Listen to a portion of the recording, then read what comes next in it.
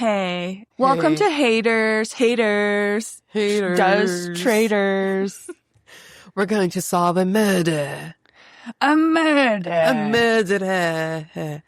Did you feel like you were starting off being a straight guy?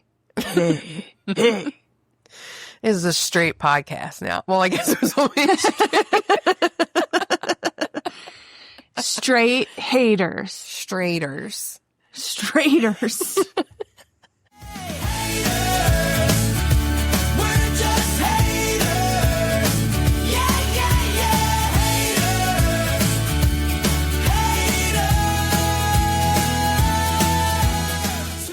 Hey guys, welcome to Tr8rs. Tr8rs and masturbators. That would be a straight dude podcast. Yeah. That's, if you go to an open mic, that's the majority of the jokes with the straight guys. Shit that they jacked off to. And it's like, no one has ever said to them, we don't care what you jack off to. Wait, that's their comedy? That's their set? Yeah. It's all about what they jerked off to. Like weird shit that they've jerked off to? I can't think of anything specific. Fair. I would like to tell you about it. You blocked out the trauma. Yes. Yeah. A class that I was in. And I blocked out that man's terrible jokes too. But he was telling something about, That's how I know you're straight. Really? Yeah. We've had to hang out with men and block out their jokes. That's true. Anyways, here we are to talk about Tr8rs. Tr8rs is finally back. Backstabbing, betrayal, and murder. A twisted new season of the Tr8rs is finally here. Show me the money. The prize, $250,000. I'm gonna lie and cheat and do whatever I have to do to win. All trust must be thrown to the wayside. Let the games begin. What did I get myself into? The guard is up and the game is on. We are here to capture dirty, deceitful, deceptive traitors. It's so hard to trust everyone. Bears, behold! Your fate awaits. If I sleep tonight, it's with one eye open. Lisa would run her grandmother down. Think that you were traded. Very sketchy. They won't even know it's coming. If you have tears, prepare to shed them now. This is some sadistic... He's calling out the housewives. Shame on you! If you're gonna come for me, I'll finish you. It is like a firing squad. Boom, boom, boom, boom, boom. I am mostly looking forward to chatting and snacking. I'm out for blood. Welcome to my kind of waterfall. How cruel, Alan. I did warn them. We all heard that, right? I think you're lying. That's a big thing. You would make a good traitor. Do have fun. If you can. So they start off with quite a few contestants. Most of them I don't really have a history with, but I like that. I enjoy that on shows like this. I have 23. I just counted 23. You were like, why aren't you talking? I thought you were getting raptured. I was. I saw Jesus. I've been hearing that that's coming back around again. So. Oh, well, I remember the last time they were like, actually, our calendar's wrong. So it's going to happen. Yeah. So maybe it is almost time. I mean, I know a little bit about your personal life and I don't think God's going to take you, but crazier things have happened, you know? Yeah. Who does he take? He takes the people he likes? Good girls. Good girls. Okay. She's saying I'm not a good girl. That's fine. That's fine. Are you a murderer? Or are you a faithful? What would you want to be if you were on a show like this? I want to be the traitor. Yeah. I It think. just seems like more fun. It does. And have you ever played Secret Hitler or whatever those Mafia? other games? Yeah. I definitely have. I know that I have, but weirdly, I can't like place it. Like I can't remember what group of people it was with, but I know that I've played. I want to say it was my Olive Garden friends now.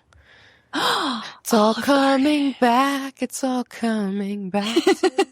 I don't know, but I played, yes. So, and you know what? Werewolf, Oh too. my gosh, I went to a huge one for Okay. like the AOH and in one of the AOHs in Philadelphia, and I ended up murdering my dad. We played like a big one. It was like a big banquet hall. Mm-hmm. Yeah, and I ended up being the murderer, and I killed my dad, which is crazy. But My there's- dad never went to events with us, and he quit Yeah. and he died. Yeah. There was It's great. probably more than one of you murderers. Oh, yeah. It was like a whole thing. Okay. Yeah. Well, I remember I played Werewolf first. And once that people started questioning me, like it was dwindling down, I had no defense. I was just like, well, I'm innocent. You know what I mean? Right. And that was never good enough. And then you start to learn like, oh, actually, people who are innocent, like, don't know what to say. And people who are guilty do know what to say. And by guilty, I mean the traitors or the spy right. or the murderer or whatever. And it's like, it's happening again. We just watched the first 3 episodes. And so they haven't gotten that far into it, but they're all like suspicious of like the dumbest shit, you know? I know. One of my biggest pet peeves, and this is like when it comes to competition reality, really outside of the Traitors, the only thing that I've like watched, like been committed to was the challenge. Yeah, me too. Yeah. And one of my biggest pet peeves is when they start taking the game really personally. And when they're like, Right. how could they do this to me? Like, Right. how could they pick me? It's like somebody's gotta get picked. And like, yes, I get it. It's annoying when it's you, especially when it's early on and stuff. But it's like when they get so testy about it. And Yeah. I'm like, come the fuck on. Like, did you see Michael Rappaport? Oh. Just kind of, Why is he even on this show? I don't know. I love how I'm so annoyed by this. Tawny made a list of everyone, and I was just going down it last night. And when I get to Michael Rappaport, like she puts where everyone came from. Like it's like Tara Lipinski, Olympic figure skater. And then it goes Michael Rappaport, douchebag. And I think it was in the first episode at the first challenge, which by the way, they finally figured out how to intertwine the challenge with who's getting eliminated. Like the whole thing for 3 seasons has been like, well, we have to do these challenges because this is an hour show. Right. So we have to do something. Yeah. But then later you're going to kill people and you're going to banish people, and the two don't come together at all. Right. See, I was a later trader. I didn't really get into it until like last year. Okay. And then I still haven't watched the first season. two. Yeah. With like CT. I started it, but then haven't kept with it. But I remember after it ended, obviously I know the ending, and I remember people like all these random people thirsting over CT, and I was like, how dare you? Where have you been? Where have you I been? have been there since the beginning, but then CT started douchebagging so hard online, and I was like, well, you guys can have them. Okay, good. and if anyone knows who's douchebagging online, it's you. What did CT do? I keep tabs of all douchebag behavior. Yes. So okay. So he was dating this woman who was an OnlyFans model. And I think at one point they even may have gotten married, like very, very quickly. Okay. And then I guess he went through her phone, went through her shit, and decided that she was cheating on him. But she's like a paid, like part of her package. She talks to the guys. Yes. That's included in her little package, right? So he went through these messages and then completely exposes her online and like rips into her. And then I guess finds out he was wrong and then has to backtrack online. Oh, And it okay. was just very icky the way he handled it, especially for how old he is. And then also I do believe he's MAGA. So like there was a lot of little low key things that started to make, I mean, and he's always been a douchebag, right? Yeah. But yeah, it was like, yeah. he was hot. And He was hot. personally, his attitude and like the way he carried himself kind of remind me of my dad. Like that's the kind of men that I grew up with. You know what I mean? So I was like, oh, I could, if he fell in love with me, I would fix him, you know, like how DM felt. And which, by the way, was the cutest relationship ever because she was a nice girl and she had cancer. And so when CT fell in love with this nice girl with cancer, it was like melted my heart. Listen, and for millennials, like we came up in the Walk to Remember era, Yes. you know? So this was like a love story for the ages. Yeah, with the bad boy and the dying girl. I still, oh damn, I loved her so much. Like what? I know. A time in pop culture, truly. I hate to say it like that, as if it's not people's lives, but like that's what was crazy. So when all these people came around and they were like, "Oh, CT's so hot, CT's so this," I'm like, "Get the fuck out of here!" You know what I mean? Like my friend, no, you don't get to have this, but now they can have them now. I'm okay. Yeah. with that. Okay. I've moved on. I've moved on to apparently, what's his name from Tr8rs? The one from Love Island. Rob. Who the hell is that? So once Rob again, R. I love him too. holy moly. So first of all, Uh-huh. I very rarely find men attractive anymore. Okay. They make it real hard. They make for it me. hard. I have gotten to And this not in a good weird- way. It's crazy for me because I have dated monsters, and now I've gotten to this point in my life where if you do like something that I genuinely find unattractive, like, you know, vote MAGA or be misogynistic, like I am immediately like, if I have once found you hot, suddenly this film comes up and it's just never going away and I can't find you attractive. So I don't know when Rob's going to get me to put the film up. I mean, the strike is that he's so young, right? But I don't even know how old he is. I looked it up and I forget. I mean, I probably didn't write it down because I don't want to have to think about it. We don't have to dwell on that. But proof that God has favorites, right? Because my goodness, like what a way to put a person together. And it was another case of like me having no idea who someone is and then looking them up. And he has like 1.5 million Instagram followers. So I imagine he has even probably more on TikTok. And I was like, yep, that tracks. Like, Yeah. oh. But He was giving me like Dylan Efron vibes. Yes. Where I was like, what a nice young man. I mean, he says right at the beginning that he What came a from nice Love young Island. man. It's me, Donna Kelce. What a nice young man. He does say at the beginning that like this is the first reality show he's been on since Love Island, so he's like, it's weird I haven't made out with anyone yet. Oh, you know? I and laughed I was out like, loud. I was like, okay. me too. I was like, I know you're just making a joke. What a nice young man joke, you know? And so then when Alan chose who the Tr8rs were, I thought, wild card, Rob from Love Island. Do you notice that Alan never really chooses people from the strategy games? I don't know that I had. You Here's know the why? thing. Because the one season that I like watched, That you watched. Yeah. it was when they brought the Tr8rs in. Like they brought in extra Tr8rs late, and it was Wes from the challenge, right? And then Boston Rob. Okay. So gamers. yeah, exactly. I guess I'm sitting there like, first Alan chooses a secret traitor. We don't get to know who that is. But I guessed.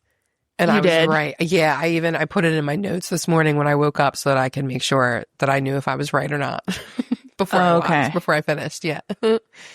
So he chooses a secret traitor and everyone's like, that's all there is to talk about until the ceremony where he chooses the others. He chooses 3 more and he chooses Lisa Rinna, which I love. I know, me too. And she looks into the camera and she's like, oh my God, I need to call Harry Hamlin. And I died.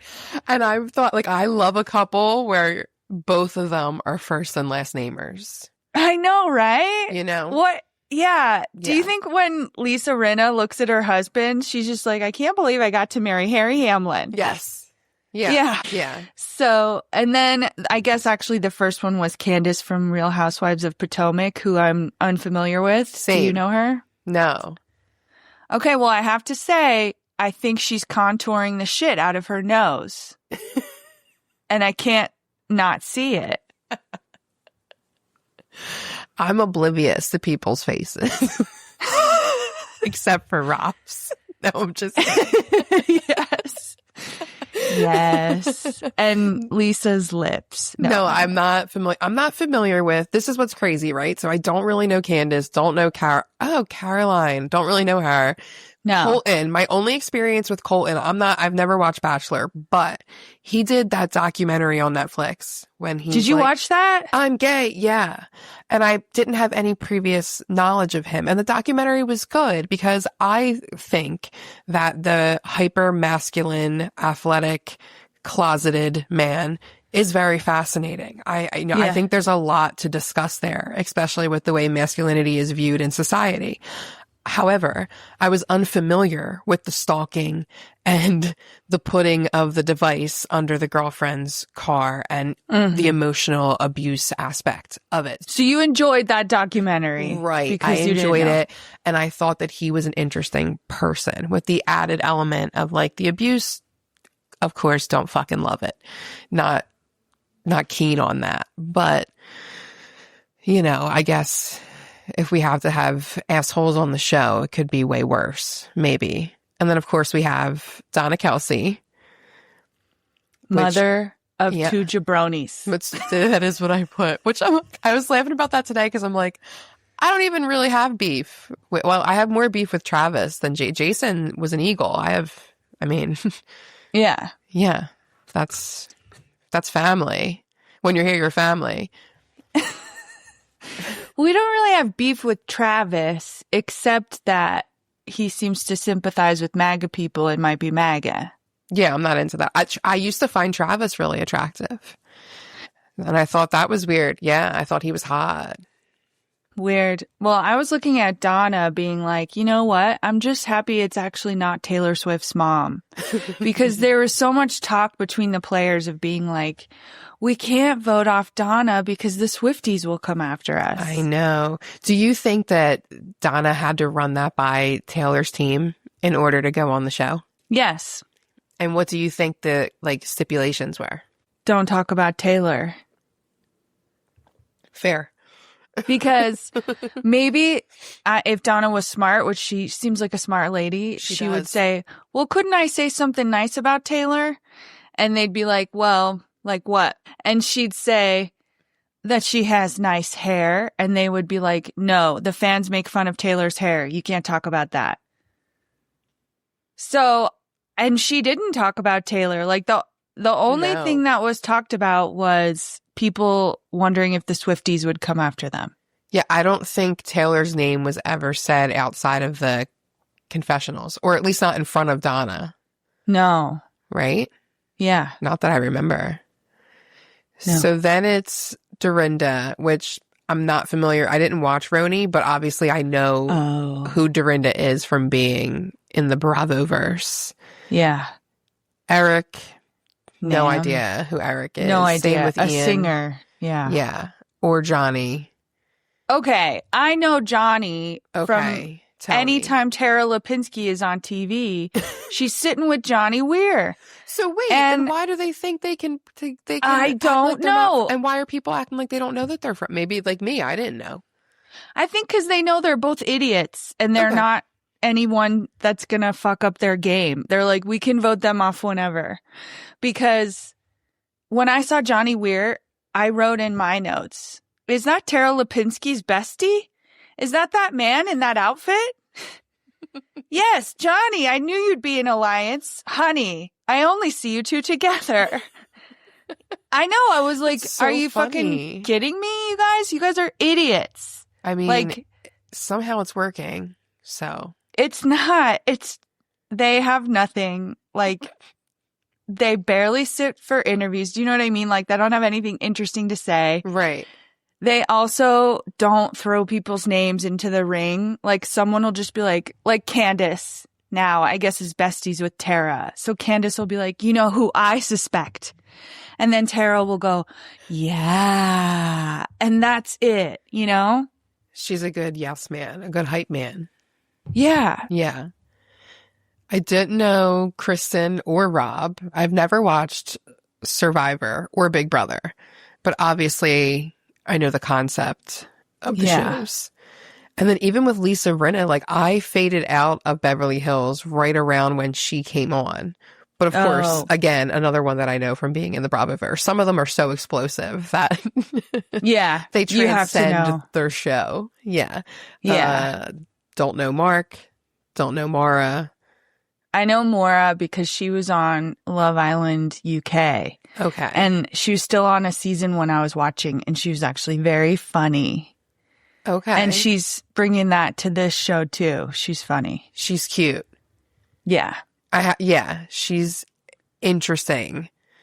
And so that's why she knows Rob Raush. Right. She goes on the after show for Love Island USA. Okay. And that's what, because you wrote After Sun, Love Island After Sun, and I was like, oh. Otherwise, she should just be like, well, I was on Love Island UK, and I guess I saw you on Love Island USA, but it's like they've definitely talked before, so she must be like an interviewer on there. That would make sense. Yeah. And then we have Michael Rappaport. We all know he's a racist. He was also on that one episode of Friends where he dated Phoebe. He did, and he shot the bird.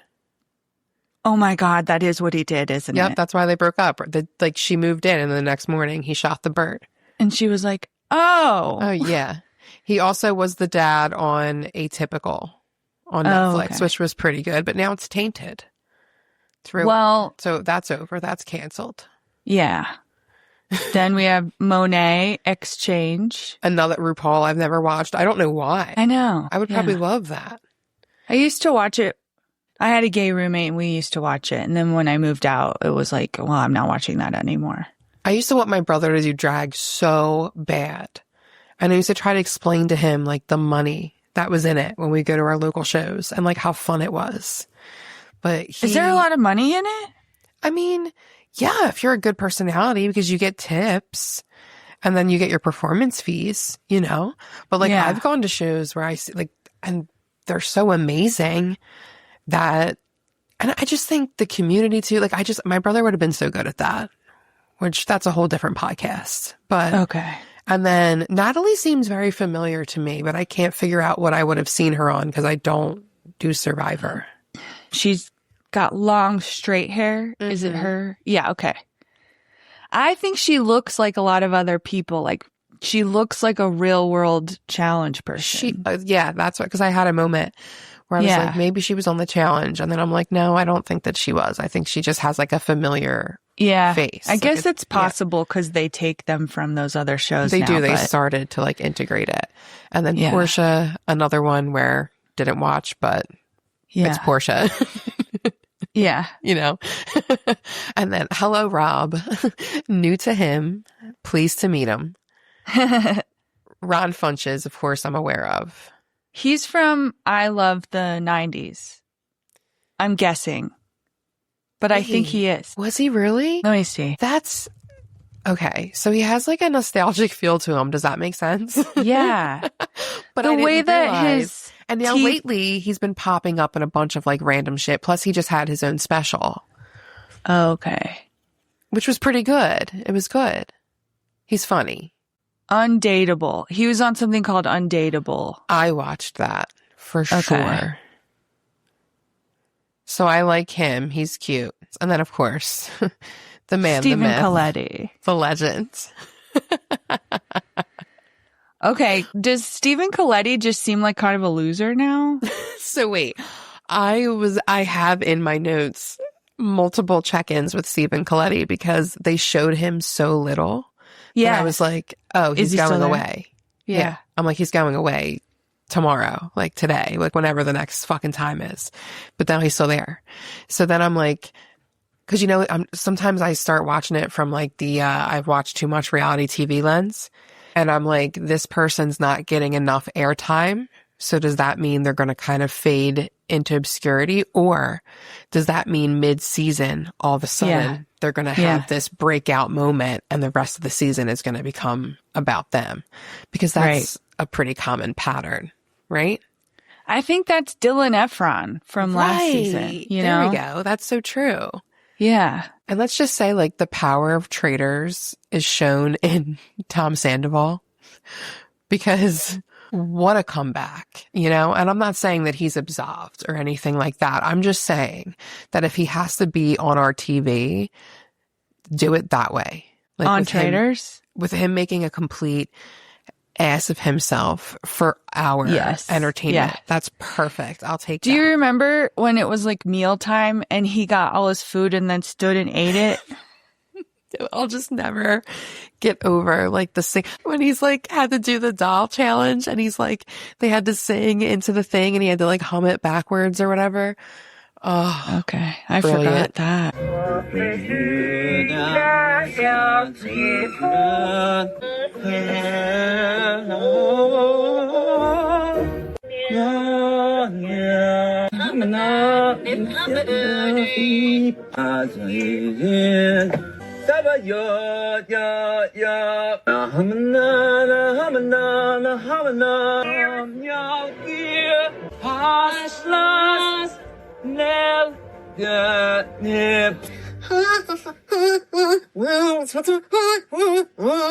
Oh, it's great.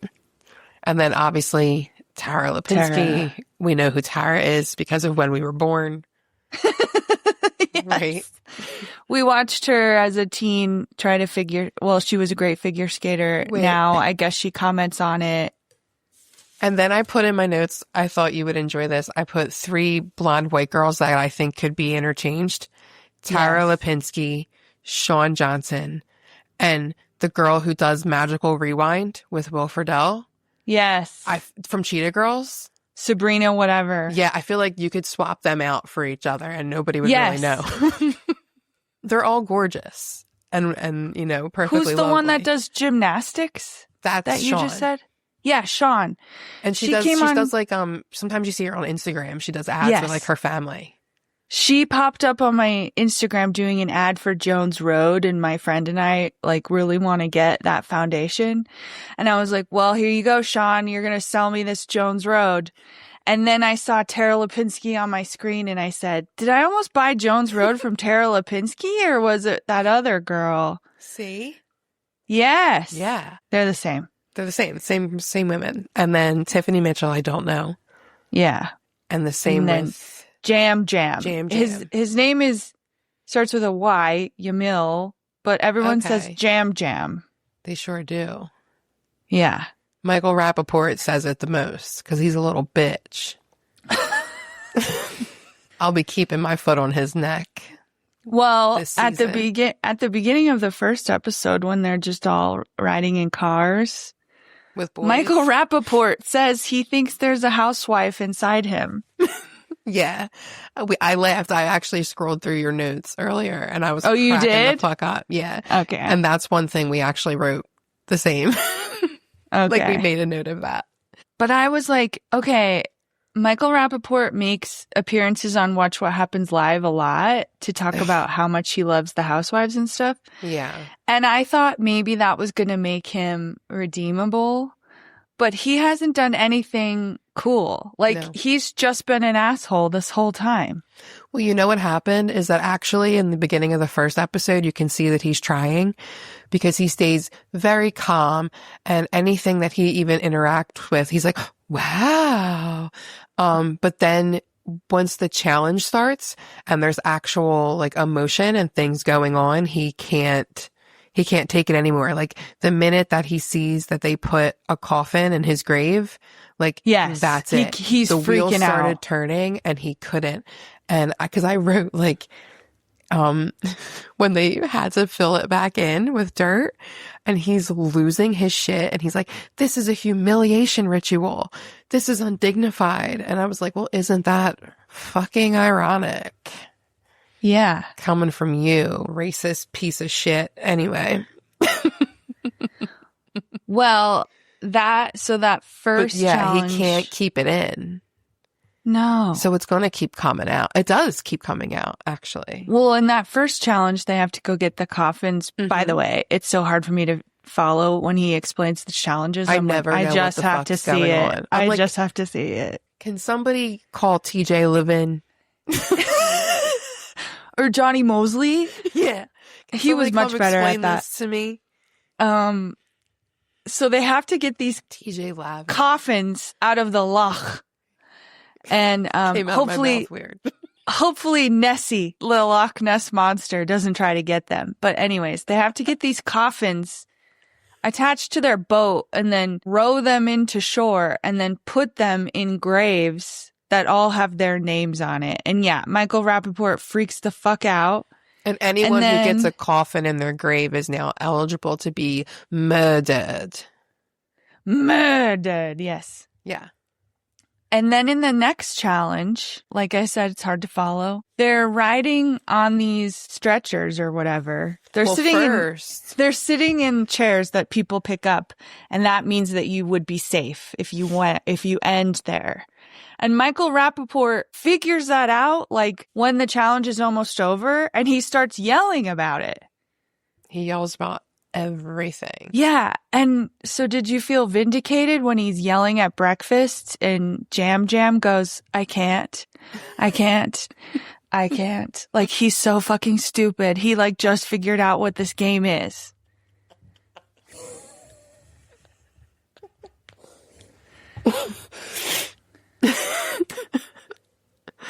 It's just like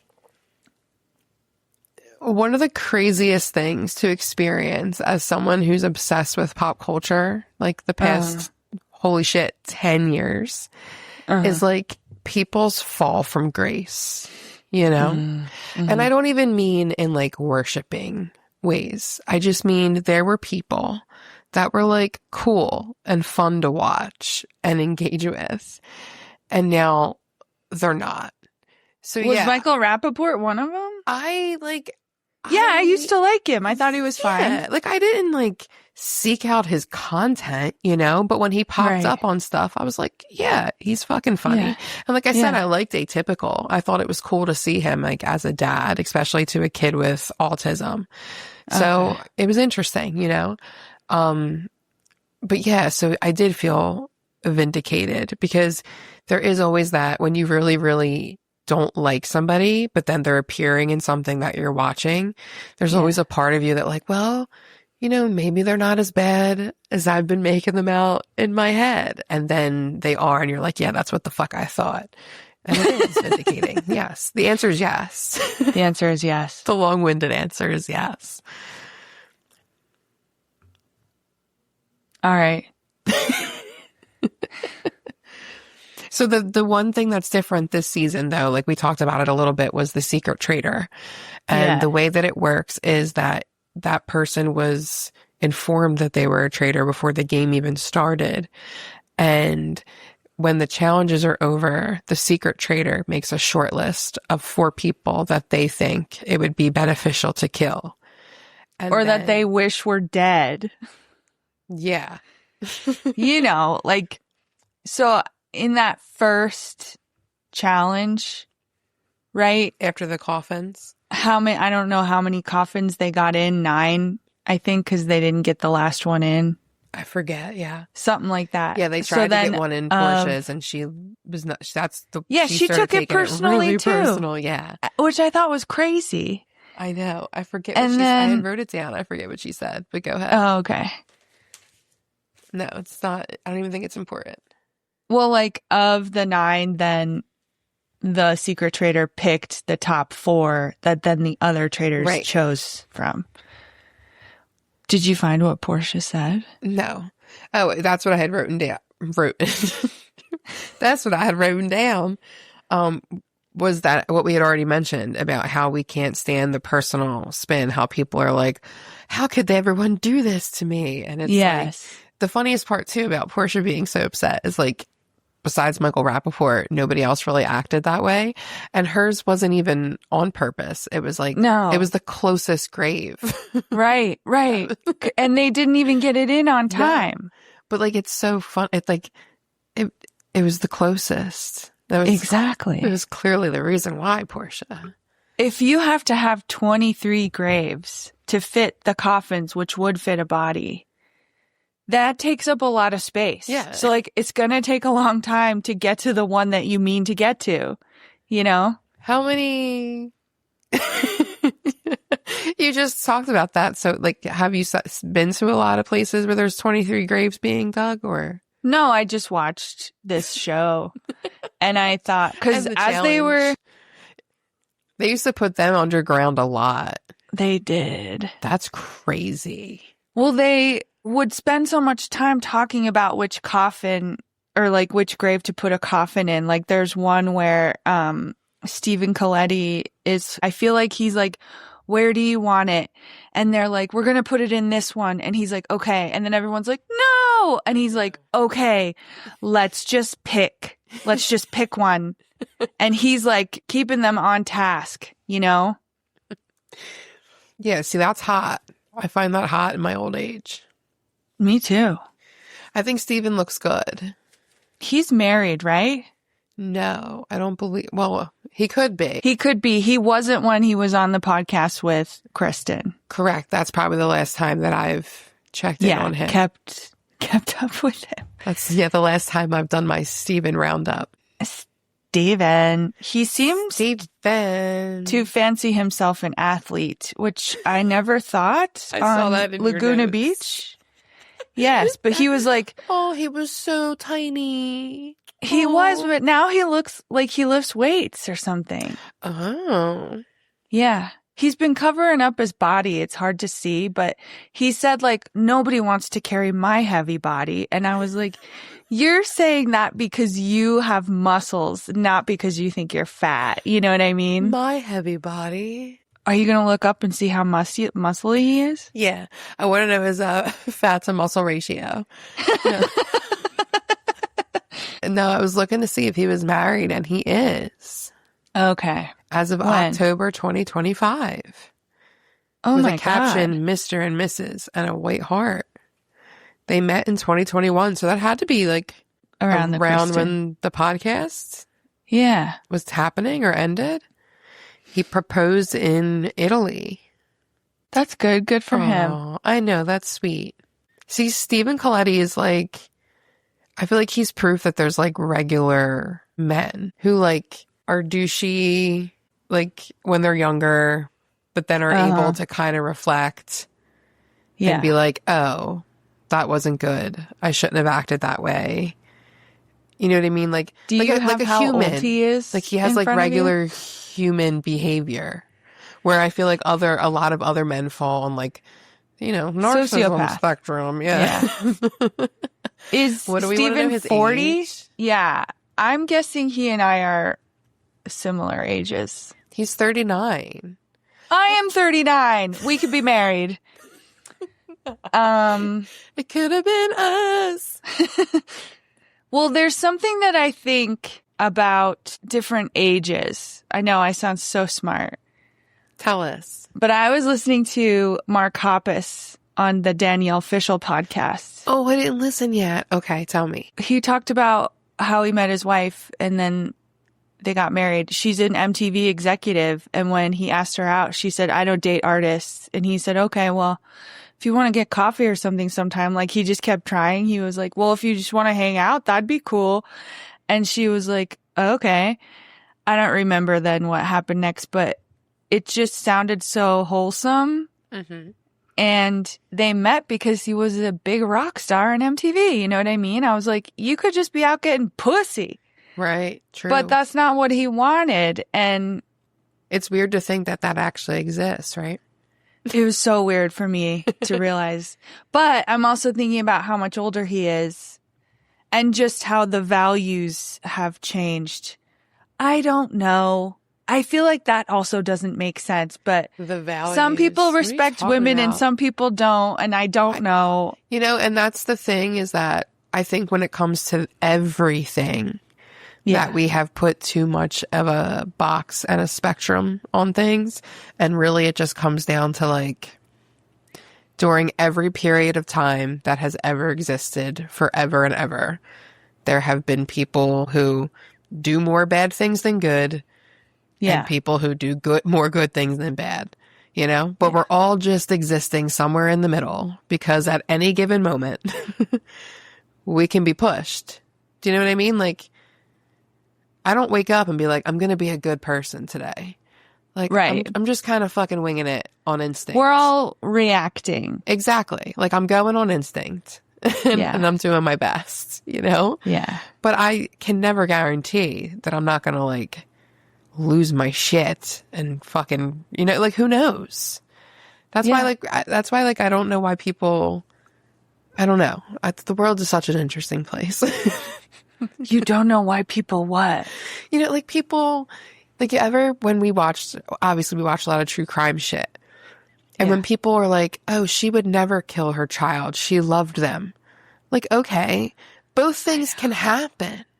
You're talking about JonBenet, aren't you? In general. No, I mean, but JonBenet is one of them, but I mean so many things, you know? But I think that's also because I'm a child. Like, I came from a very violent, traumatizing household, you know? But I don't think that my dad didn't love me, you know? So it's very, very nuanced. It's not black and white. Right. Yes. But he was also very capable of hurting me. He did it all the time. So it's like, and when people can't see the world that way, it confuses me. I'm like, what? Yeah. Like, and then I'm like, oh, that must be so nice. Because, like, you must not have had the experiences that force you to face how nuanced and layered humans are. Like, that but a lot of nice. people, but also, a lot of people are in denial too. That, like, they know how dangerous to be out here in the world and not have the discernment. Mm-hmm. You know? Mm-hmm. Scary. That's why I like true crime. I want to discern. Yeah. I want to know. I want to know why people do what they do. And I want to prevent it if I can. Preventing murder would be great. In the real world. But on Traitors, we want more murder. We want more murder. Yeah. Well, I wrote down that, like, when they first get out of the cars and they're all being like, nice to meet you. Who are you? Dorinda goes up to Lisa Rinna and says, I'm wearing your lip liner. And Lisa Rinna is like, oh my God, isn't it good? And I was like, this is the most Housewives thing ever. One thing I was cracking up at too is, like, I feel like I've never seen Donna Kelce without a purse strap. Really? Like, she stays, like, what is she carrying around? I don't see Donna Kelce, so this was, like, my first time seeing her. Well, when she did get spoilers. Yeah, hopefully if you're listening to this, you've watched it. So spoilers now. I just thought of it now, so that's good. But yeah, when she gets voted off and it's revealed that she's the secret traitor, which is what I had guessed. She's not wearing a purse strap. But I felt like at one point I saw one and I was like, what's in your purse, Donna? I need to know. But she is a mom, you know? So. Yeah. But I loved that. Moms be doing like, that. She's going up to get her assignment from Alan. So, like, basically Alan shows them all a card under the guise of one person is being shown a traitor card and you don't know who. And they're the secret traitor. And we don't know who either. Yeah. That's a new But they're all, like, talking about Donna Kelce as she goes up because they're like, that's America's mom. Can you believe it? She birthed 2, you know, great football players and blah, blah, blah. And, like, I think either Colton or Rob or maybe both were like, I love her. You know, like, it's when Rob she gets voted off. When she gets voted off. When she gets voted off, that's when Rob is like, is she single? Or is she married? Oh. Yeah. Oh, she probably is. She probably is. He's very cute. He's very cute. And he's earnest. Like, I don't know if it's an act or if he just, like, really knows how to be on camera or if he's just like, he's very charming, you know? Yeah. And he's cute. He's very cute. Yeah. And I love that he's a traitor. I think that's really fun. Me too. And when he got picked and I was looking at the 2 housewives and then him, I was like, God, I hope he has a personality to go with those 2. They have personalities. And then he does. He does. And they all get along so well. They're so funny. Except the 3. when him and what the fuck were him and Lisa Rinna thinking to do with the chess game right out in the open? Like, what are you doing? And then Tara just sits there and watches. I see the chessboard and I'm like, oh, this is the perfect opportunity. You know, no one's going to watch us play chess and no one's going to try to talk to us while we're playing chess. You know, we're focused. These are the pawns. And these are the queen. This is the king. This is the bishop. This is the knight. This is the castle. Okay. Yeah. So basically, do we want to kill Rob C or Monet? And then this one, if that one was Tara. Okay. And then this one's Kristen. So. Okay. You got me? Yeah. Which way do you like? Which one would you choose next to go? Which forward, like, would you? Well, it depends on. So, okay. So, this is the starting formation. This is so insanely tense right now. I am thinking that right now we could get caught. So, which one do you move first? Shoot. I was laughing so hard. See, I thought that was genius. Because also that they left Candace out of it, because Candace was creating a distraction with the conga line, which was very weird. And someone called it out as weird at the time, but then no one remembered it later. Well, the craziest thing is that it was Rob C. that he was like, this is very suspicious. And him and Tiffany were hiding in the other room. Right.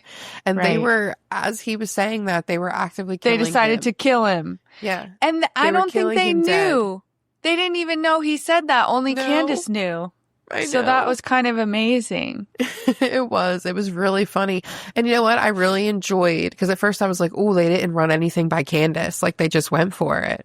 Yeah. But then Candace didn't care. And I kind of loved that. I was like, that's actually really fun, because if she would have like been annoyed and then been like, oh, they're working against me. Yeah. And like turned it into traitor infighting. I'm like, it's too soon. Well, it was like good when they first met. The 3 of them, wasn't it Lisa who was like, you guys, we have to work together. Like, we've watched the other seasons. We can't turn against each other. In the other seasons, they try to justify like, well, I'm going to point the finger at another traitor because I think that's going to be good for us. It's like, what? That was like when, was it that Candace said one of them like name dropped early on. No. Saying like, oh, I told everybody that you were a traitor. But when Candace was in the car and she lied about Michael Rappaport, saying that we have to put a housewife in. And then Portia called her out on it. And Candace just straight up gaslit her in front of everybody. See, I didn't know what they were talking about. They all started out sitting in one room and they were talking about it.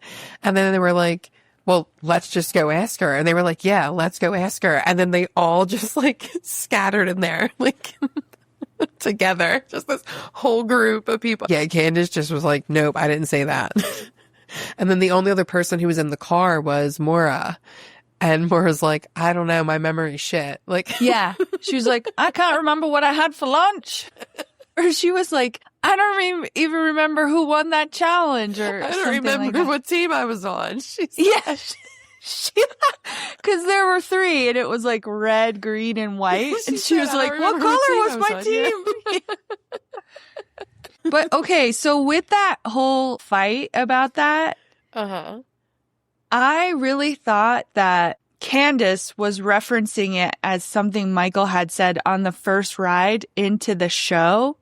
Okay. Because he was talking, you know, and then like he first she was gets making there. Up a lie. It really had to do with Portia being like, who put the coffin in my grave? And then Candace being like, Michael. That's exactly what it was. Yeah. She wanted to kind of put some heat, which I enjoyed. Put all the heat on Michael. Put all the coffins in his grave. Keep it coming.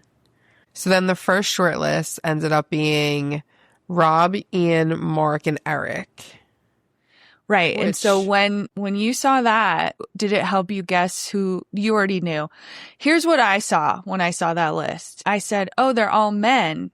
Whereas we saw Donna, Kelce, and Dorinda, their coffins were put into their graves. And I said, oh no, Dorinda might get eliminated immediately again. And she and Donna Kelce are both so cute. I was like, I really hope neither of them get eliminated. And then when the short list came out and it was all men, I thought, oh, it must be a man because men love to kill men. And then I went, no, duh, Katie, it's a woman. And the woman probably is a fan of the Housewives. And that's how I started thinking about it because I didn't find out who the secret traitor was until episode 3. Okay, so you went off of like logistics and smart. I was going off of vibes. Vibes from how Donna acted, or just vibes who you in would general? pick? Just my instinct. I was like, I think Donna Kelce's a secret traitor. Yeah, because producers sitting around would be like, what if we made Donna a traitor? I mean, that part, that does make sense. Yeah. I'm going to see if I wrote why. I know I wrote it down this morning. Yeah, I said I've only watched half of episode 1 so far, but my prediction is that Mama Kelce is the secret traitor. And then I said, not enough Stephen Colletti.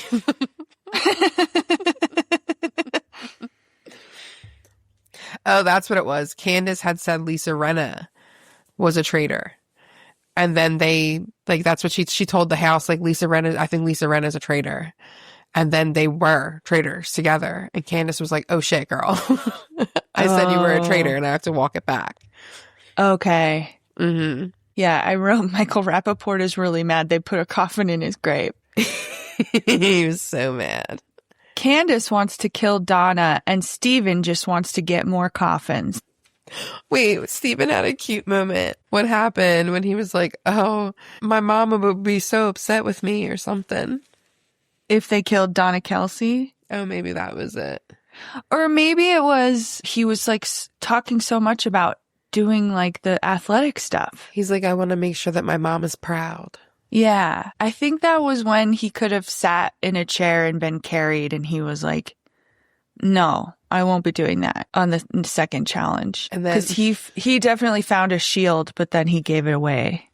I forgot all about the shield until Michael Rappaport was like, I didn't know that you could be killed if you had a shield. And everybody was like, what the fuck?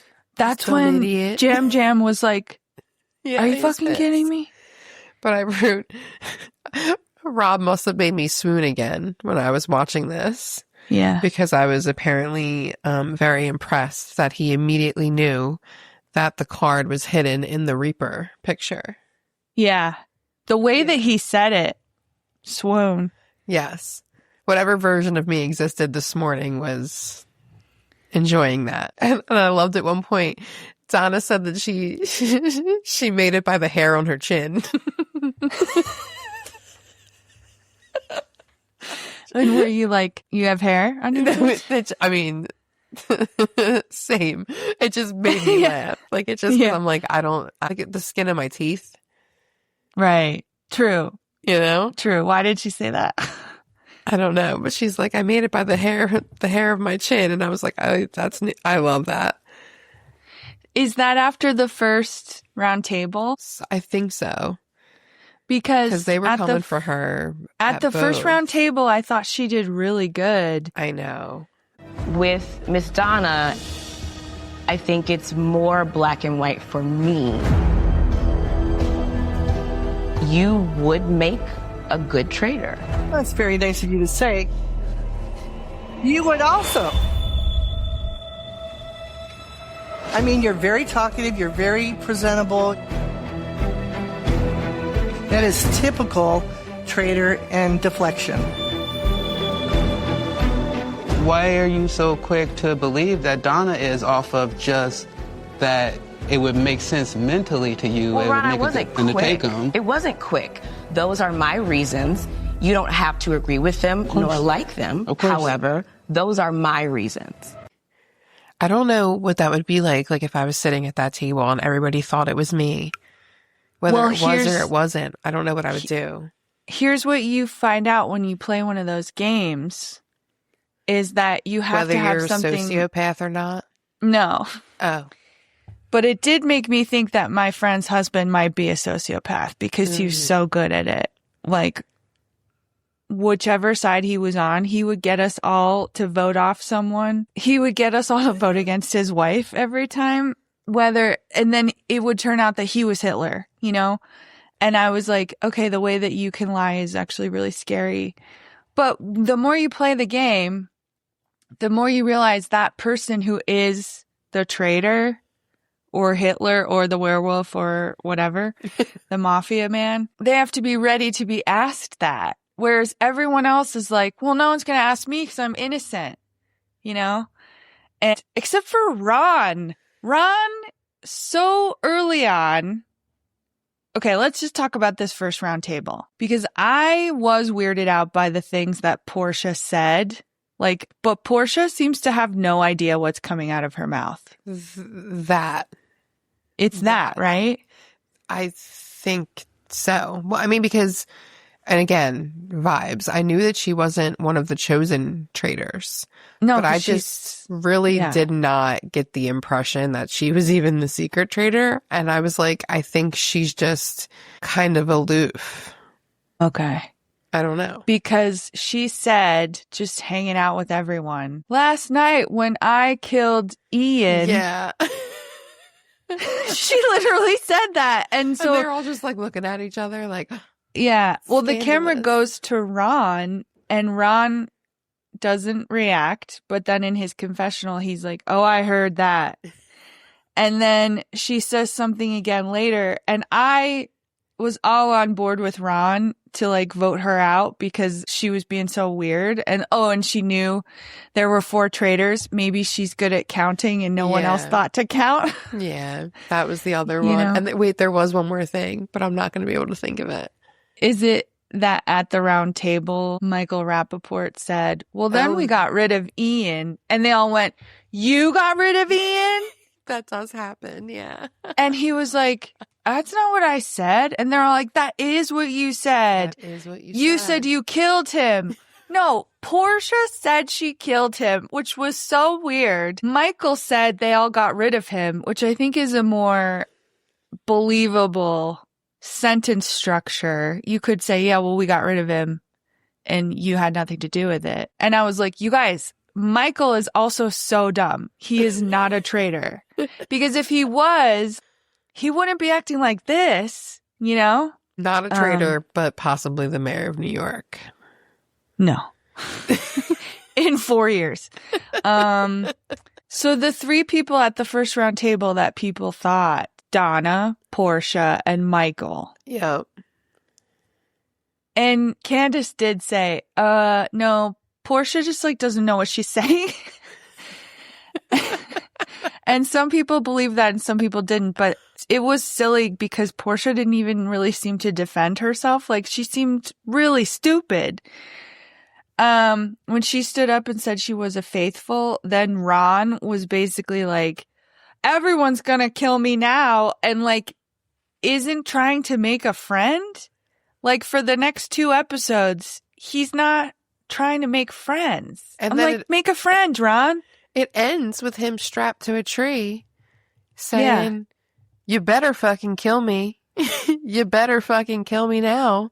Show me your faces. Yes.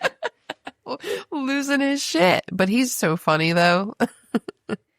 I like him. I'm like, why don't you have any friends, bro? Yeah, I don't know what game he's playing. I think some people are too psyched up or something. Because in the past they've done this. Do you think they're going to add more traitors at some point? Yeah. Yeah. Mm-hmm. It would make sense. So the second episode at the second round table. See, I thought I missed why everyone went back to Donna in the show. And then that's what I had accidentally like not paid attention to. But I went back and watched, and it was just like people talking and being like, I think we need to choose Donna again, and not really based on anything. Yeah. Right? Yeah. It felt like because I feel like more than one person said this, that it felt kind of like they were, she's so nice that she has to be faking it.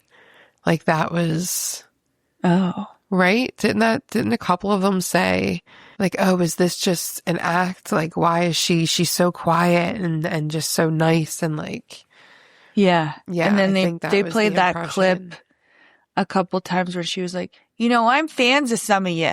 They played that a couple times. She was sweet though. She was sweet. Coming into it, I was like, another Swiftie adjacent thing we gotta do. Yeah. But then I was like, she's not related to her by blood. She's just like a lady that gave birth to two jabronis. Yeah. I can't help but love for a woman who like, and clearly she was like a reality TV fan, right? So just imagine how many years she was raising kids and fucking going through bullshit that you go through as a mom and as a woman going through a divorce, et cetera, and then those are like the shows that get you through it. And then you fucking get to go on one because your kids are really, really, really good at their sport. Like that's cool as shit, like the human part of me can always step back and appreciate like that the story of it that's very fucking cool. So like as someone who loves a story for her getting that experience, and she even got emotional about it. She said that, like the fact that I even got the chance to be here. And it must be so crazy. Like what a crazy thing to be thrust into fame for. Like it's not even something that she does. It's her kids' sport. It's because the boys, like when they would play each other, like she had these jackets, like she had a jacket it's like a really intense jacket that's like split down the middle with that's what I was wondering. Jerseys with their numbers. Oh, so people like see her on TV. Yeah, because this is like a big deal. Do you know what I mean? Like, and Travis, the Chiefs, I think they've been this is the first time in like 11 years that they're not in the playoffs, something crazy like that. And I think they have like 7 Super Bowl rings, like in the past less than 15 years, something crazy.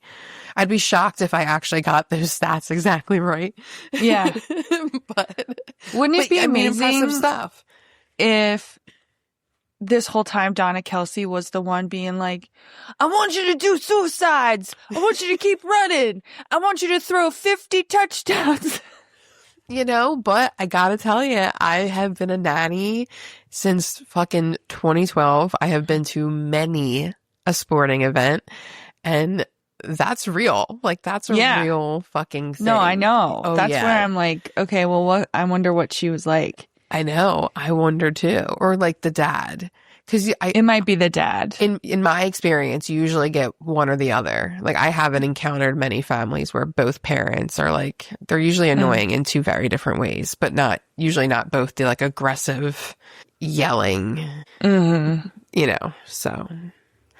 I was thinking though, I don't think we've seen as much of their dad lately. See, and I don't know these people. But I don't watch like Chiefs games. Yeah. Yeah. You watch the Eagles. So who knows? But anyway, rest in peace, Donna Kelce. Dead. Yeah, well, Ian dead. So when they all thought it was Donna, I couldn't believe that nobody just for spite voted for Michael Rappaport. I think one person did. I know. I'd be voting for him every time. I know. Oh, do you remember when they were in the first like little traders meeting trying to figure out who to kill? I remember I wrote this down because they're talking about who they should kill and like trying to figure out based on the kill list who the secret traitor might be. And Rob says, who wouldn't put Michael Rappaport on the kill list? Because he's like, that guy fucking sucks. And the way that he said it was so funny. He was like, who wouldn't put him on there? But it was like Donna hadn't put him on there. And then they like really couldn't figure out who the secret traitor was because everyone hates Michael. They're like, why is this guy still here? I wrote down, it's a beautiful day to die, because that was a song that they played when they were picking who to murder out of Ian, Mark, and Eric. The music choices are always so fun. You know what I went back to today? What?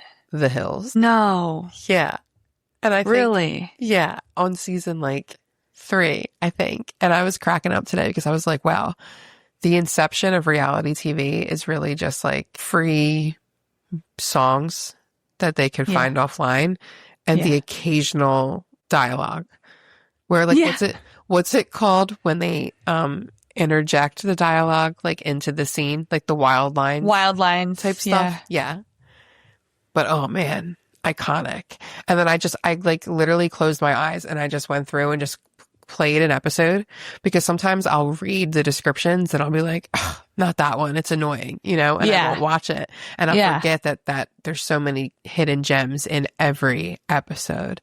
So I went in blind, and it just happened to be one where Justin Bobby kisses a girl at the bar in front of Audrina, and on the same night Stephanie Pratt comes over to Brody and Lauren's table and is like, fuck you, Lauren. If you hate my brother, then I hate you. I hate you. Yeah.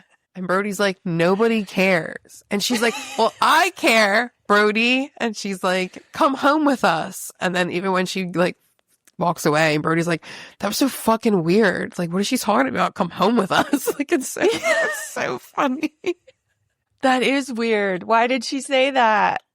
Was this a point when she was on drugs? Because I know she was on a lot of drugs at some point and she told the story. But I'm always like, well, when was that? Oh my God.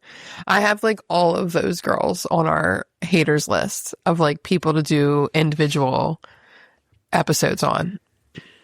Oh my God. I know. Kristen Cavallari's like up at the top. But iconic television. So, no Steven on the Hills. He pops up briefly. He takes Lauren to dinner. Yeah. So, okay, did I tell you that I read L.A. Candy?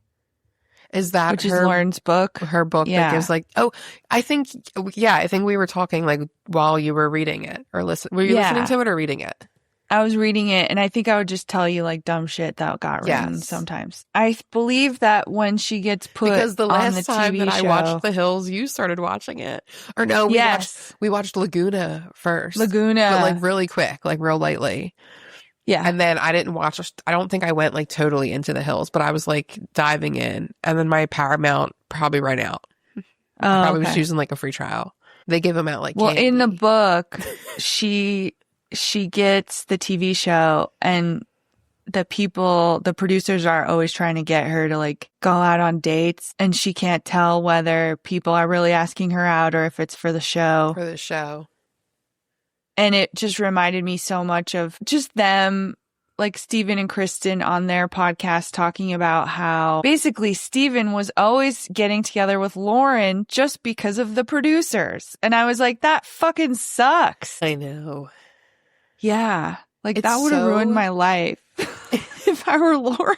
Oh, because I mean, I watched these shows obviously, and I think you did too, like when they came on, like when they were big, and this is before Twitter and shit existed. Yeah. You know what I mean? Yeah. You were lucky if you got stories about them, like in the tabloids or like in Cosmo. And it was like, I remember in college, we became obsessed with The Hills. And then one of their first like magazine stories was they all got a personal trainer, or they wrote down like, they were like, what do you eat and what do you do to work out? And Audrina was like, I work out 1 day a week. We all laughed like, what is this article and why is she works out 1 day a week? One of like, I'll lose it every time. So fucking like peak TV is when Heidi, everyone at her job hates her So that one girl tells her that she'll cover her shift. Yes. And then everybody's like, she quit. Like, that is the funniest shit. No, she's supposed to cover my shift. And everyone's like, Heidi, everyone hates you. She quit. She hated you the most. Also, did you know you don't even have a job here? Heidi, you did don't you know do that? anything. I remember, I don't know if it was in Lauren's book or like some kind of behind the scenes thing, but when she was going for the internship, she called her dad all worried, like, I'm not going to get it. They're not going to pick me. And her dad was like, yeah, they are. Like, you have cameras following you. Like, was this at the beginning? Like the internship at Teen Vogue? Yeah. And because her dad's like, you have cameras following you. Like, this is part of it. Like, they all talk to each other and they make these agreements. And then they. Yes. And she didn't realize that. And she was so young. She didn't know, you know, but I think it's funny that her dad did. And I think that it comes across in the behavior of the girls who was given heads up about the industry and who wasn't. Because you can definitely tell that Lauren exercised boundaries that I don't think the other girls knew existed. Do you know what I mean? Yeah. I mean, Kristen was pretty open about Laguna Beach and so many things that she didn't feel like she could say no to. Yeah. And I feel like it doesn't matter how simple the thing is, because not feeling like you can safely turn it down, like, that's not a good work environment. Right. I know. Could you imagine? No. And they were so young. Yeah. And this shit is out there forever. Forever. I mean, we were just talking about this with like the Teen Mom girls. Yeah. Because I find their fandom fascinating because they hate these women for choices that they made when they were 16, 17 years old. And I'm like, what did you expect? Like, most of these girls came from nothing. And I don't know why people pretend that you turn 18 and some light bulb just switches on. Or now their new one is like, well, you know, when 25, when the brain develops, like, yeah, and that still is not a light bulb that switches on. Like, without experience and guidance and like conversations and therapy, like, you don't learn things, you know? No. And if you don't learn the thing, you can't approach the world differently. And it's not like an excuse. And it's not to say that like we don't mature over time, but we don't just like, oh, well, get it. Now I'm 19 and the world makes sense. Could you see them ever putting Farrah on Tr8rs? Like someone like Farrah, you know? You know, I would kind of want to see it. What a strange character. And I was recently watching some old episodes of that too, because they play it like on Pluto TV. They just have like a Teen Mom channel. So sometimes I'll pop that on. And it was back when she when she moved down to Florida. And Sophia's like a baby. Farrah's like maybe, I guess, freshly 18. And the first thing she does living on her own down in a new state is buy a puppy. And I'm like, just that decision alone shows you that these girls are like children. They're children. Yeah. And if I think back, I'm like, I can't imagine, first of all, what my life would look like had I had a child, you know, at the ages of 16 to 18. But then then have it on TV. Have it on TV. Like, oh my God. Like, people lose their minds over Caitlyn and Tyler. And I'm like, can we stop pretending we're shocked that these two were like hot messes? I know. Like, come on. Like, can we be so fucking for real? We watched their parents abuse them for years. We watched it. And you guys are like, why are they so stupid? Why are they so uninformed? Why do they not have any boundaries? Like, the fuck do you mean? Well, yeah. This is how you learn, I guess. I mean, people aren't learning that, it sounds like, but this is how you would see how people can turn out, you know? Crazy. Reality TV is fucking nuts. Yeah. What a concept. Wait, what haven't we touched on? Maybe like the third challenge? That's when I started to be like, okay, I'm getting bored. That's when they were... When they were stacking the skulls, you got bored? I thought it was the one where they were carrying... No, you're right. That one was quite boring too. Carrying on the chairs. That was the second one. And they would just all... See, Alan explained it and I was like, that sounds fucking crazy. And then they do it and it's like there are 3 chariots and every once in a while there's a stop sign. And when there's a stop sign, they go into the woods and they collect silver coins that they call shields. And then they're also collecting bags of money, I guess. And they're on a timer, but they have no idea how much time they have. And so it's a real toss up if they're going to make it back to the castle. But then they do. Like, that's the challenge. The suspense is crazy. Like, that fucking coffin challenge was crazy. But then once they started doing it, I was like, oh, okay. I was like, what if they just like can't do it? You know? Then once they started doing it, I was like, okay, it's not that bad. And then, this third challenge, Alan said, you better pick a partner. And Ron was just like, well, fuck me. Everyone hates me. I guess I won't even try, you know? And then... Yeah, because he said uneven numbers. Someone's going to have to end up sitting out. Yeah. But then they'd be eligible for murder. He like didn't explain it, yet it was implied, right?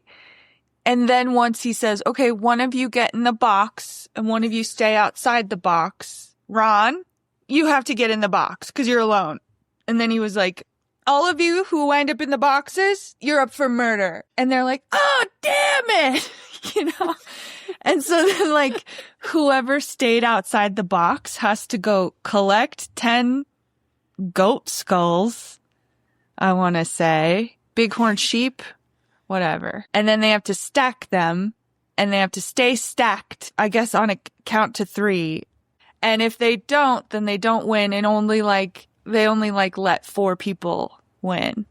So of the group, like a bunch weren't going to win. And Colton was stacking his skulls. He was shaking so much. Did you think there was something wrong with him? I typically assume that there's something wrong with men. So, just as a general rule of thumb, that's why even though Rob is really, really easy on the eyes, I'm like, my eyes are to the side, you know? I'm waiting for the moment that he lets me down because they always fucking do, Katie. They always do. Yeah, but Colton... There is no everlasting love. Was so shaky. And he's a sports baller. Yeah, he plays football, right? Doesn't he have control of his limbs? Shouldn't he have the most control? I'm just thinking, like, the way that he was shaking. Two things are correlated, unfortunately. Maybe as an undiagnosed anxiety thing, and mine's been diagnosed, so I can't relate. But then there's this other pairing of, Eric Nam and Johnny Weir. Okay, Johnny Weir is an ice skater, so he is an Olympic athlete, but he will not run through water. He's like, oh, it sucks because, like, I'm afraid of water, and then, like, this one also has water, you know, and he just, like, couldn't find any skulls. And him and Tara are still pretending that they don't know each other. Right. So and they I was can't like, choose each other as partners. Yeah. I don't know why they didn't Silly just choose gooses. each other. I don't get it. No one knows your friends. Everyone knows your friends. Or, like, no one cares then. Yeah. Like, no one there is like, oh, we have to watch out for Tara and Johnny. They're a pre-made alliance. Like, no one said that. You know what I mean? I just don't think that people are tuning into, like, figure skating TV. Like, I don't really think people are waking up and being like, oh, what the fuck is Tara Lipinski up to today? You know? No shade. Right. You know, but this could be another one of those cases where I'm like, no one cares about this. And then I go on their Instagram and they have 37 million followers. So what the fuck do I know? Because that happens to me all the time. Yes. Yes. I was like, does she not have Instagram? Oh, yeah, she does. Okay, good. It's under 1 million. So it's not super embarrassing for me. Okay, good. But at the end of the 3rd episode, yes, we said it. They're waiting to die tied to a tree. Yeah. And Ron's losing his mind. Show me your fucking faces. I will say the fact that the challenges affect, you know, who's going to get murdered makes so much more sense. And so I'm glad they finally figured that out. They finally bridged the gap. Yeah, because otherwise there is no reason to like worry about the challenge. The challenges. And that is what the whole show, The Challenge, is about. And it makes them crazy. Like, I used to watch that show and not really understand why they were acting so crazy. And then I actually put myself in their shoes or something. And I was like, yeah, if you lose this, then you could go home. And yeah, so that's why they would never want to like do the duel or whatever. If it was like, are you going to put me up against that muscular person? They start having like psychological breaks. Yeah, they do. Yeah, it's nuts. We love The Challenge so much in my family. Like, there's a group of us that every new season, we used to, it's kind of fading out because The Challenge is kind of, you know, it's getting stale. But every season we put $25 in and we get a team. We get like, not even a team, we get people at random. And then whenever. Who of your family does this? It's like my cousin Justin. I've never But this is how we know that Johnny Bananas sucks. Because we watch this show. That's true. He's an asshole. He's always been an asshole. I met him once. You did? Yeah, back in the day at Club Shampoo here in Philadelphia. Yeah. It was called that because they used to have shampoo parties where they would do like a suds room. A suds, yeah. Party in the bubbles. But then they would also occasionally have like under 21 parties. And that's when Johnny Bananas was there. And there's a picture somewhere. I went with my girlfriends, but I'm not like friends with the girl I went with anymore. Yeah. You know what I mean? Yeah. But I went with like her cousins and stuff. And there's definitely a picture and he's like in the center of all of us. And I mean, he was not perfectly nice, but this was like, yeah. Well, that's what he was there to do. Yeah. Nice. And it was back before social media. The It was back yeah. before they had to have, you know, personas online and stuff like that, you know? Yeah. So it's like he could come out and do a meet and greet and people would talk nice about him for 6 months to a year until the next season came out, you know? That's the truth though, right? That's the way it used to be. People didn't know anything about each other. Yeah, now we know everything. Now we know you too did. much. We know everything you did. We know everything. It's bad and awesome. It is bad. It's also awesome. It's both things. It is. I love it. I know. I'm so nosy. Maybe should we talk about who we're like excited to watch or something? So who do we think, based off the gameplay so far, who do you think is going to be the next to die? To get banished? Like at the table? Well, no, to be murdered. Like who do you think the traitors are going to take out next? At the tree? The ones that are tied to the trees? Mm-hmm. Oh, right. So they were talking about it because it's either Eric Nam or Ron or Tiffany or something. I think. I thought I wrote it. I'm wondering or if it's Kristen. Be... Is it Kristen? It's Kristen. I think they were going to take out Kristen. Like they were like, well, we'll just take her out. They're given the vibe that it's going to be Ron. Yeah. But that's why I'm wondering if it won't be. Well, I do think that they'll pick another traitor. You think they're going to get another traitor out? No, I think that they'll... Oh, you think they're going to choose someone to become a traitor. I think that Candace and... I mean, these three seem to have watched the show enough to be like, I wonder if this is going to happen. And maybe I'm just like, so far just impressed with them and think like, I know Lisa Rinna. I don't even watch Real Housewives of Beverly Hills, but I know Lisa Rinna, you know? Yeah. Yeah. And so I would think, like you're saying, you don't think it'll be Ron. I would think they might want Ron to recruit as a traitor. Oh, that's Sorry. true. I said a lot of stuff. No, but I got there. I caught up. But people are suspicious of him.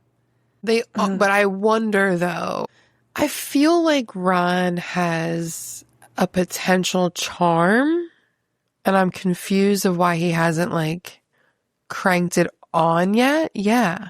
So maybe if he was chosen as a traitor, it would help him like settle in because he'd like know his place. Maybe. Who is tied to the tree? That's not helping me. Did I tell you that I tried to settle in and enjoy The Masked Singer? No. And I was really having a good time because, like, I really do enjoy The Masked Singer. I find it so fun. I do too. I find it so fun. But then it got to the motherfucking croissants, and I know for a fact that it's Todd and Julie Chrisley. And I am pissed. Why are we doing this? I don't know. I'm so annoyed. So I turned it off. I was like, I will not. I shall not. I want to see some of the other ones though. And I'll just have to Google. Chit? Did you see Chit was one? Is that a costume? No. He's a man on Instagram. He plays a character called Chit, and he's like, yeah. Oh, yeah. Do it, lady. Yeah. Do it, lady. You sent me those. Yeah, he's hysterical. And he's like, is there a black person here? A black person here? Is there a black person here? Yeah. And they're like, Chit. You can't say that. And he's like, is there a black person here? Okay, if they get another traitor, it might be interesting if it's, I don't know, I was looking around, like, there are people you just wouldn't want to be a traitor, right? Like Michael Rappaport. Also, Mark Ballas of Dancing with the Stars. Oh, I forgot he was even on the show. Exactly. Maura, I'd make her a traitor. I kind of feel like Steven could do it. Yeah. I feel like he's already kind of stoic. I think Steven could do it too. Yeah. Okay, well, I hope it's one of those two. That's what I hope. But also, is Steven going to be like, I can't, I'm too moral. My mama wouldn't be proud. No. Okay. He might be really bad at lying. That could be. Or maybe he's really good. We saw what he did to Kristen and LC, and they can tell us that it was all production, but he's a great liar. I watched sparks fly. I know what I saw. See something, say something, MTV. Well, I think whoever they get rid of in this next episode at the tree is going to be someone boring, and I hope they keep Ron. And then I hope they fucking vote off Michael Rappaport. Bye. I know. How many episodes are they going to make us watch this guy? Do you think maybe he could make a fool of himself again in the next episode? Absolutely. And what could he do? I pray for his downfall. I think he'll just keep being icky. Yeah. He makes it about himself. Yeah. I think that losing your shit once or twice on shows like these is to be expected. Like, you're kind of in an emotional powder keg. Yeah. But when you're losing your mind immediately at everything, like, it just shows that you have no self-control. And then it's like, do you remember when he called himself the best looking person? Like the best looking guy at the table and the most faithful? And he kept saying best looking. Yeah. And I was like, yeah, don't worry. I'll find a clip. Listen, I'm going to tell you again right now. I'm a faithful.